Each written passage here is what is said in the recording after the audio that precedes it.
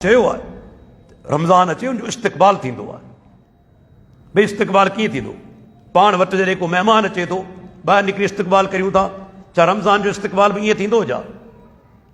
अशार पढ़बा, नज़मूं पढ़बियूं न, उनजो इस्तक़बाल कीअं थींदो? पहिरीं त अल्लाह खां दुआ घुरो जॾहिं रमज़ान अचे, मुंहिंजा रब असांखे नसीब फरमाए। ख़बर कहिड़ी ज़िंदगी केॾी महिल ख़तमु थी वञे, आहे को पतो? रोज़ाने माण्हू मरनि पिया न, कीअं पिया मरनि? हिकिड़ो माण्हू शादी जा कार्ड विराए चुको आहे, 5 मार्च ते शादी आहे, गुज़री वई, बल्कि 5 मार्च अॼु ई आहे न, अॼोके ॾींहुं हुनजी शादी वीचारे जी। जेकबाबाद जो नौजवान वकील, मुंहिंजे ख़्याल में हफ़्तो अॻु में बिजली जो करंट लॻो, वीचारो गुज़ारे वियो। कार्ड विराइजी चुका आहिनि, शादी हाल जी बुकिंग थी चुकी आहे, 5 मार्च जी तारीख़ अॼोकी तारीख़ रखियल हुई, अॼु वीचारो क़ब्र जे अंदरि। नौजवान माण्हू, का बीमारी उनखे कोन हूंदी, घणो करे बिजली जो शॉक लॻो आहे, गुज़ारे वियो। इहा ज़िंदगी, तंहिंजे करे अल्लाह खां दुआ घुरो नसीब करे ऐं रब उन मां भरपूर फ़ाइदे वठण जी असांखे तौफ़ीक़ अता फरमाए। पोइ जॾहिं अची वञे पोइ छा कबो? उन खां अॻु में पहिरीं त अल्लाह खां दुआ बि घुरे, या अल्लाह मूंखे अता करियो रमज़ान जो भलारो महीनो। ऐं उन खां अॻु में पहिरीं हिकिड़ी ॻाल्हि करे त जेके बि गुनाह करे पियो सभिनी मां थो करे, वॾा गुनाह बि नंढा बि छॾे ॾे। वॾा गुनाह त हर सूरत में, पर नंढा गुनाह बि न करे। नंढा गुनाह कहिड़ा? हीअ जेको पाण जे खीसे में जेका शइ पई आहे न, मोबाइल, इन ते फेसबुक ऐं यूट्यूब, उहे शयूं आहिनि, जॾहिं बि तव्हां खोलींदो का न का बुराई साम्हूं ईंदी। रमज़ान जे महीननि खां अॻु में, अचण खां अॻु में इनखे बंदि करे छॾियो, सिर्फ़ दीन जे लाइ इस्तेमालु। छो थी उहो गंद आहे, जेॾी महिल खोलींदो का न का शइ बेहयाई वारी ईंदी। ऐं रोज़ जी हालत में जेकॾहिं तव्हां हलायो, मूंखे ॿुधायो त नज़र के अल्लाह ॾे पना ख़राब शइ ते पई, तव्हांजो अजर त ज़ाया थी वञे। पर बुख मां कहिड़ो फ़ाइदो, उन मां कहिड़ो फ़ाइदो जो तव्हांजूं नज़रूं हिकिड़ी गंदे पोस्टर ते पवनि, तव्हांजो सवाबु ख़तमु। तंहिंजे करे फेसबुक ऐं यूट्यूब, इहे ॿई वॾा गंद आहिनि, उन मां हथु कढो। ऐं इस्तक़बाल कीअं थींदो? क़ुर जी ज़्यादा तिलावत करियो। क़ुर ऐं रमज़ान जो गहरो तालुक़ आहे। इमाम सुफ़ियान सोरी रहमुल्लाह जे बारे में चए थो, वॾो मुहद्दिस हो, जॾहिं रमज़ान ईंदो तॾहिं ॿिया सभु कम छॾे ज़्यादा खां ज़्यादा क़ुर जी तिलावत कंदो, ॿियूं इबादतूं बेतरियूं कोन कंदो, सभ खां ज़्यादा इबादत क़ुर जी तिलावत।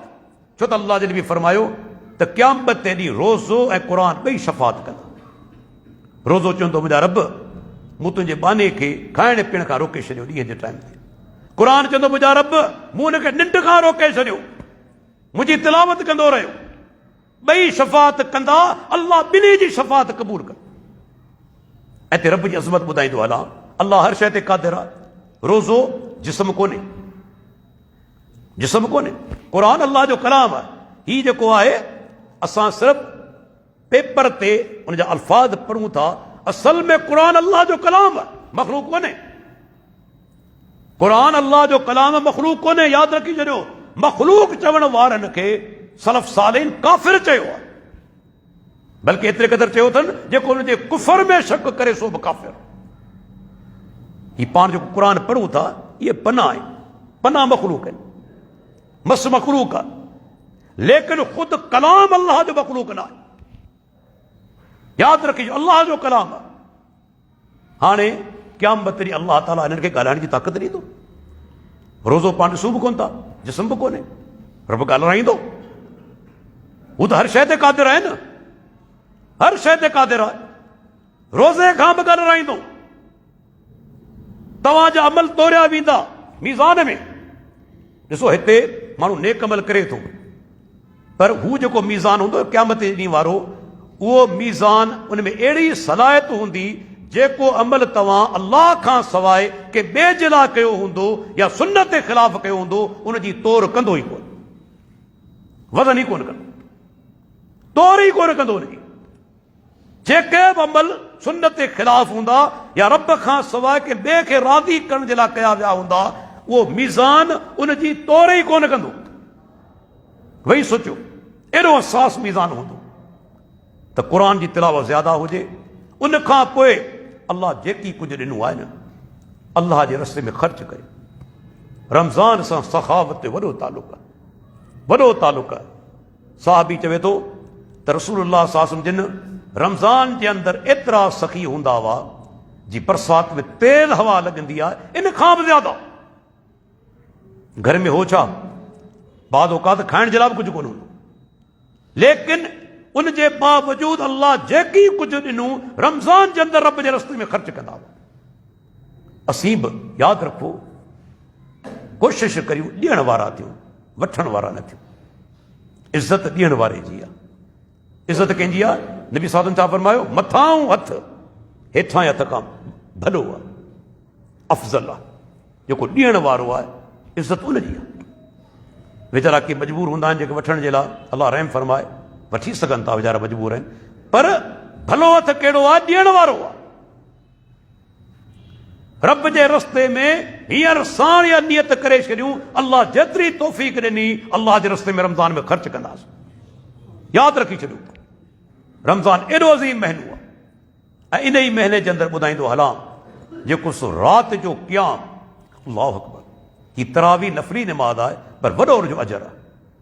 घणा दोस्त छा कंदा आहिनि, ईअं चइजे त 8 रकातूं पढ़ी भॼी वेंदा आहिनि, हिकिड़े वॾे सवाब खां महरूम थियनि पिया। ख़बर अथव कहिड़ो सवाब? अल्लाह जे नबी फरमायो त मन काम मअल इमाम हत्ता यनसरिफ कुतिब लहू क़यामु लैलतिन। जंहिं माण्हू रमज़ान जी रातिनि में इमाम सां गॾु क़याम कयो, केतिरी देरि ताईं? जेसि ताईं इमाम नमाज़ खां वांदो थिए। वांदो थींदो 11 रकात खां पोइ न, जेसि ताईं इमाम नमाज़ खां वांदो थिए ही बि गॾु क़याम करे, उन जे लाइ पूरी राति जे क़याम जो सवाब लिखियो वञे। 8 रकातूं वरी भॼी वेंदा आहिनि, नवाफ़िल पढ़णा आहिनि। ठीकु आहे, उलमा इन जे लाइ गुंजाइश कढी, हदीसूं मौजूदु आहिनि, तो वितर पढ़ी छॾिया, उन खां पोइ बि गुंजाइश आहे। जेकॾहिं राति जो अखि खुले थी नवाफ़िल पढ़ी सघो था, छो त अल्लाह जे प्यारे पैगम्बर वितर खां पोइ बि 2 रकातूं वेही पढ़ियूं आहिनि। इन वजह उलमा किराम मुहद्दिसीन किराम नुक़्तो कढियो आहे त बाद औकात तव्हां राति जो देरि सां उथो था, तव्हां वितर पढ़ी चुका आहियो, तॾहिं बि गुंजाइश मौजूदु आहे, तव्हां पढ़ी सघो था। लेकिन तव्हां पूरी नमाज़ इमाम सां गॾु पढ़ो, पूरी राति जे क़याम जो सवाब। ऐं असांजूं भेनरूं, छो त माण्हू जॾहिं घर जे अंदरि हूंदो आहे, ठीकु आहे, नमाज़ उनजी अफ़ज़ल आहे घर में, पर घर जे अंदरि सुस्ती थींदी आहे न, घर जा कमकार आहिनि। पर जॾहिं उहे असांजूं भेनरूं ऐं माइरूं, असांजूं धीअरूं हली आयूं मस्जिद जे अंदरि, मस्जिद जी हिकिड़ी पंहिंजी अज़मत आहे। हिते अचण सां जेको दिलि खे सुकून मिले थो न, बरसाति पवंदी आहे, घर में नमाज़ पढ़ंदा आहियूं, पर मज़ो कोन ईंदो, सुकून उहो कोन ईंदो आहे जेको अल्लाह जे घर में अचे थो। जॾहिं अल्लाह जे घर में हली आयूं तरावी नमाज़ अदा करण जे लाइ, हिते जेका रूहानियत हुजे थी मस्जिद जी, उन जा असरात बि थियनि था। उन खां पोइ जॾहिं तव्हां जमात सां नमाज़ पढ़ो था, का बि सुस्ती तव्हांखे कोन थींदी। क़ुर ॿुधण जो तव्हांखे सवाब मिले थो। केॾो क़ुर तव्हीं ॿुधो था, तव्हांखे त मामूली क़ुर यादि हूंदो, पर केतिरो क़ुर तव्हीं ॿुधो था, उनजो तव्हांखे सवाब थिए थो। अल्लाह जे घर ॾांहुं तव्हीं वुज़ू करे कदम खणो था, पाण सुगरा फरमाइनि था, हर विख ते हिकिड़ो गुनाह माफ़ थिए थो, हर विख ते हिकिड़ो दर्जो बुलंद थिए थो, ऐं हर विख ते उन ई माण्हू खे नेकी मिले थी। ऐं हदीस लफ़्ज़नि ॿुधंदा हलो, सिर्फ़ु अचण महिल न, हत्ता यरजिअ, तव्हांजो घर मोटी वञे तॾहिं बि साॻियो सवाब। तव्हां मस्जिद में नमाज़ पढ़ी घर रवाना थिया न, हर विख ते नेकी, हर विख ते गुनाह माफ़, हर विख ते दर्जो बुलंद, सिर्फ़ु अचण महिल न, वञण महिल बि। तंहिंजे करे असांजूं भेनरूं अचनि मस्जिद जे अंदरि। मौलवी बाद मने कंदा आहिनि, अल्लाह जा बानो, हू औरतूं दरगाहनि ते वञनि पई, बाज़ारनि में वञनि, शादियुनि में वञनि, अल्लाह जे घर में न अचनि। भई हिते जेके अचनि थियूं त बेपर्दगी त कोन्हे न। हा, उन्हनि खे हुकम आहे, जेके भेनरूं निकिरनि थियूं, यादि रखो ख़ुशबू लॻाए न निकिरो। अल्लाह जे रसूल फरमायो, औरत बद किरदार औरत आहे जेका घरां ख़ुशबू लॻाए ॿाहिरि निकिरे थी, फय कज़ा व कज़ा, ख़ुशबू लॻाए न निकिरे, बेपर्दा थी न निकिरे, पर्दो करे निकिरे, बापर्दा निकिरे, ख़ुशबू न लॻाए ऐं अल्लाह जे घर में अचे, उनखे इजाज़त आहे। अल्लाह जे नबी फरमायो, ला तमनऊ इमा अल्लाह मसाजिद अल्लाह, जॾहिं अल्लाह जूं बानियूं अल्लाह जे घरनि में अचनि, मस्जिद में अचनि नमाज़ अदा करण लाइ, तव्हां खां इजाज़त घुरनि, मने न करियो, रोकियो न। तंहिंजे करे असांजी भेनरुनि खे घुरिजे अल्लाह जे घरनि में अचनि। हिकिड़ो वॾो फ़ाइदो, ऐं इहो बि दोस्तनि खे चवंदुसि, मौलाना अब्दुल क़यूम साहिबु हफ़िज़ुल्लाह मौजूदु आहे, त रमज़ान जे महीने जे अंदरि इशा खां पोइ, तरावी खां पोइ या मगरिब खां पोइ माण्हू घणो करे तकड़ में हूंदा आहिनि, तरावी खां पोइ 5-10 मिंट में को दर्स ॾियो। ॿाहिरि बि वेहनि, भेनरूं बि वेहनि, कुझु न कुझु हिकिड़ी हदीस पढ़ी 10 मिंट में सम्झाणी ॾियो, इंशाअल्लाह उन जा असरात थींदा। क़ुर जी आयत पढ़ी तफ़सीर करे छॾियो, हदीस पढ़ी सम्झाणी ॾियो, इंशाअल्लाह उन जा नताइज निकिरंदा। क़ुर हदीस उहे अज़ीम शयूं आहिनि जिन जो असरु दिलि ते थिए थो, यकीन। तंहिंजे करे इहो रमज़ान जो भलारो महीनो अचे पियो, अमल जेके आहिनि दोस्तो असांखे ज़्यादा खां ज़्यादा करणु घुरिजनि, छो त रसूलुल्लाह त फरमायो जॾहिं मैयत खे दफ़न कबो आहे क़ब्र में, हदीस आहे सही सनद सां, शेख अलबानी सयाह जे अंदरि हुनखे आंदो आहे, जॾहिं मैयत खे माण्हू दफ़न करे हलिया वेंदा आहिनि, पाण सुगरा फरमाइनि था त नमाज़ हुनजे सिरांदी खां अची वेंदी आहे, रोज़ा साॼे तरफ़ खां अची वेंदा आहिनि, ज़कात खाॿे तरफ़ खां अची वेंदी आहे, ऐं सदकात माउ पीउ सां उसने सलूक ॿियूं नेकियूं पहिरांदी खां अची वेंदियूं आहिनि। ॾिसो वरी बि इहा ॻाल्हि ॿुधाए थो हलां, अल्लाह हर शइ ते क़ादिर आहे। नमाज़ नज़र कोन थी अचे न, रोज़ा नज़र कोन था अचनि, पर इहे शयूं अची वेंदियूं क़ब्र में चौधारी मैयत जे। तव्हांजो उन मैयत खे अज़ाब क़ब्र थियणु कोन ॾींदो, जॻह ई कोन बचंदी। अज़ाब थिए किथां? सिरांदी खां नमाज़ आहे, पहिरांदी खां नेक अमल आहिनि, सदकात आहिनि, माउ पीउ सां उसने सलूक आहे, साॼे तरफ़ खां रोज़ा आहिनि, खाॿे तरफ़ खां ज़कात आहे, चो तरफ़ उनखे मैयत खे नेक अमल घेरो करे वेंदा, उनखे अज़ाब थियणु कोन ॾींदा। मूंखे ॿुधायो उन ॾींहुं ॿियो केरु तव्हांखे कमु ईंदो? को पीर छॾाईंदो, को मुलवी छॾाईंदो? ही नेक अमल उते बि कमु ईंदा। पाण सुगरा फरमाइनि था जॾहिं माण्हू गुज़ारे थो, यतबउल मैयत सलासुन, 3 शयूं मैयत सां गॾु वञनि थियूं पोयां, अहलहू व मालहू व अमलहू। दोस्त वञनि था, माइट वञनि था, दफ़नाए मोटी था अचनि, सामान खड़ियो वञनि था, मोटाए था अचनि। हिकिड़ी शइ अॻिते रहे थी, बाक़ी हिकिड़ी शइ अॻिते वञे थी, उहा शइ कहिड़ी आहे? नेक अमल। यादि रखी छॾियो, सभ खां वफ़ादार साथी इहे नेक अमल आहिनि, ॿिया सभु साथ छॾे वेंदा। अम्मा कोन चवंदी त पुट सां गॾु दफ़नायो, बाबा कोन चवंदो पुट सां गॾु दफ़नायो, पुट कोन चवंदो त बाबा सां गॾु दफ़नायो, दोस्त कोन चवंदो त दोस्त सां गॾु दफ़नायो। तुंहिंजो साह निकितो तोखां डिॼंदा, वेझा कोन ईंदा, जल्दी खणोसि दफ़नायोसि, तुंहिंजे भरिसां कोन ईंदा ख़ौफ़ जे करे। इहे इते ई तालुक रहिजी वेंदा ॼा। पर नेक अमल, निमाज़ूं, रोज़ा, हज, ज़कात, सदकात, ख़ैरात, हुस्न सलूक, माइटनि सां, माउ पीउ सां, हत्ता के जानवरनि सां,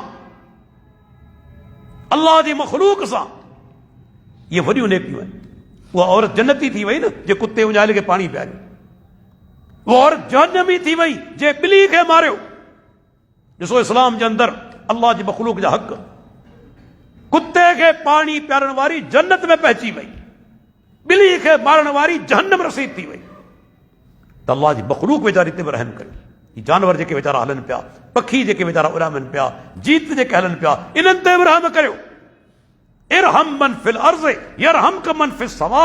अल्लाह जे नबी फरमायो, तूं धरती वारनि ते रहम कर, जेको आसमान में आहे उहो तो ते रहम कंदो। जॾहिं अल्लाह ॾिसे त मुंहिंजो ही बानू मुंहिंजी मख़लूक ते रहम करे पियो, अल्लाह तो ते रहम कंदो, यकीनन कंदो, छो त मुंहिंजे प्यारे पैगंबर फरमान आहे, तूं मख़लूक ते रहम कर, अल्लाह तो ते रहम कंदो।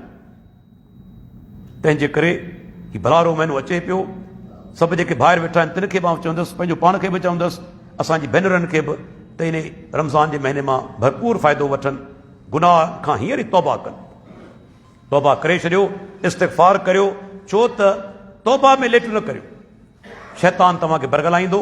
अञा तुंहिंजी उमिरि बाक़ी पई आहे, अञा तूं नौजवान आहीं, गुनाह करे वठ, पोड़ो थी तौबा कजे। अदा केरु तोखे चयो त पोड़ो थींदे? तंहिंजे करे हींअर ई तौबा करे वठो, इस्तिग़फ़ार करियो। ऐं असांजो रब केॾो महिरबान आहे, ख़बर अथव केॾो महिरबान आहे।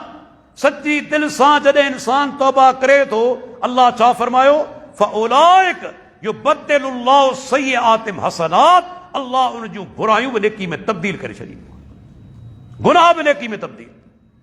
शर्त कहिड़ो आहे त तव्हां सची तौबा करियो, इस्तग़फ़ार करियो, नमाज़नि जी पाबंदी करियो हींअर साण, ऐं अल्लाह खां दुआ घुरो, अल्लाह तौफ़ीक़ अता फरमाए। माण्हू अल्लाह खां दुआ घुरंदो आहे, अल्लाह तौफ़ीक़ अता फरमाईंदो आहे। अल्लाह ताला खां दुआ आहे अल्लाह ताला पाण सभिनी खे क़ुरान हदीस ते अमल करे तौफ़ीक़ अता फरमाए। अॼोके प्रोग्राम असांजे मोहतरम दोस्त सरफराज़ अहमद खटी साहब उनजो इनेकाद कयो, एहतमाम कयो। अल्लाह ताला खां दुआ अल्लाह ताला उन जूं महिनतूं क़बूल फरमाए। जिन दोस्तनि तावन कयो आहे अल्लाह उनजो तावन क़बूल फरमाए।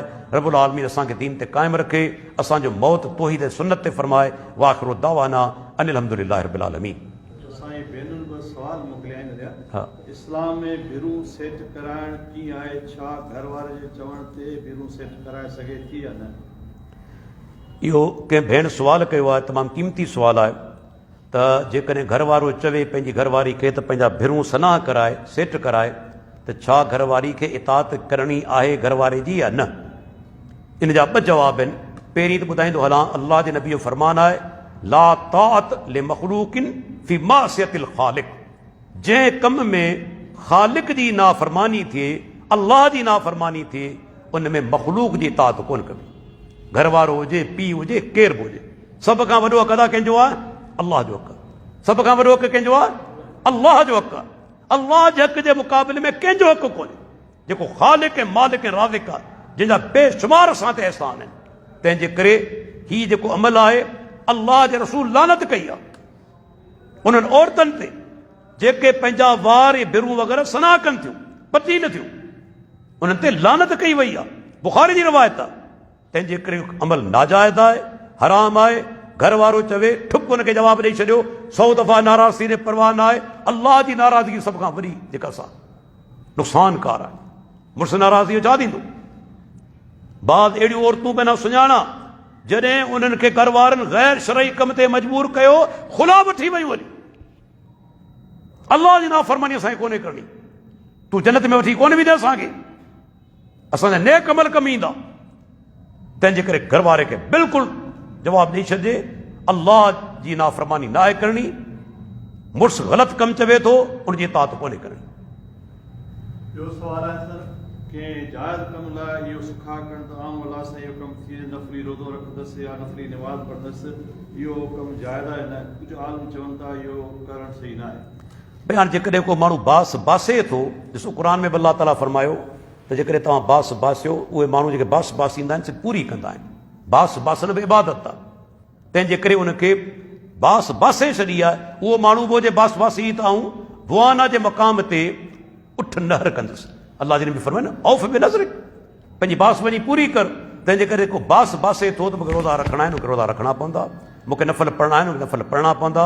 मूंखे माना त जेको सो ख़ैरात करणी आहे त ख़ैरात उनखे करणी पवंदी, छो त बास बासी आहे। अहिड़ी बास जंहिंमें अल्लाह जी नाफ़रमानी हुजे, उहा पूरी कोन्हे करणी। बिलफर्द को बास बासे त आऊं वञी नऊज़ बिल्लाह क़बर ते सजदो कंदुसि, अस्तग़फिरुल्लाह, कोन्हे पूरी करणी। या आऊं बास उहो माण्हू बासे त आऊं वञी नऊज़ बिल्लाह शराब पींदुसि, अस्तग़फिरुल्लाह। अहिड़ी बास उनखे पूरी कोन्हे करणी जंहिंमें अल्लाह जे रसूल जी नाफ़रमानी हुजे। अलबत्ता बाद माण्हू जेके आहिनि पैसनि जी बास बासींदा आहिनि, तव्हां हेतिरो अल्लाह जे रसूल ख़र्च कंदुसि, उनजे बारे में हदीसूं अचनि थियूं त अल्लाह ताला कंजूस खां उनजो माल कढराए थो। अहिड़ियूं रिवायतूं अचनि थियूं, कंजूस खां उनजो माल कढराए थो। पर जेकॾहिं माण्हू बास बासे थो ऐं उहा शरई आहे, उन में गुनाह जो को बि कमु कोन्हे, त उनखे उहा बास पूरी करणी आहे। जवाबु त इहो फेसबुक ते या नबी हवाले सां बग़ैर हवाले हदीस ईंदी आहे त जंहिं माण्हू माना ख़ुशख़बरी ॾी रमज़ान अचनि उनखे जन्नत जी ख़ुशख़बरी ॾेई छॾियो। हा, इहे जेके रिवायतूं हलनि पियूं फेसबुक ते या सोशल मीडिया ते, बिल्कुलु हिननि जी का बि हक़ीक़त कोन्हे। त माना जेकॾहिं कंहिं जन्नती माना ख़ुशख़बरी ॾिनी, मुबारक ॾिनी, माना त रमज़ान जी त हुनखे जन्नती मुबारक ॾियो, बिशारत ॾियो, अहिड़ी का बि सही हदीस कोन्हे। बाक़ी रसूलुल्लाह सल्लल्लाहु अलैहि वसल्लम रमज़ान अचण खां अॻु में साहबा खे ख़ुशख़बरी ॾिनी त भलारो महीनो अचे पियो, उहा ॿी ॻाल्हि आहे। लेकिन इहे जी मुबारक जो सिलसिलो शुरू थी वञे, इन जे बारे में वादे हदीस मूंखे का बि कोन मिली आहे। बाक़ी अहिड़े क़िस्म जी का हदीस त आई कोन जेका माना त हींअर ज़िक्र कई वई। वल्लाहु आलम। अस्सलामु अलैकुम वरहमतुल्लाह।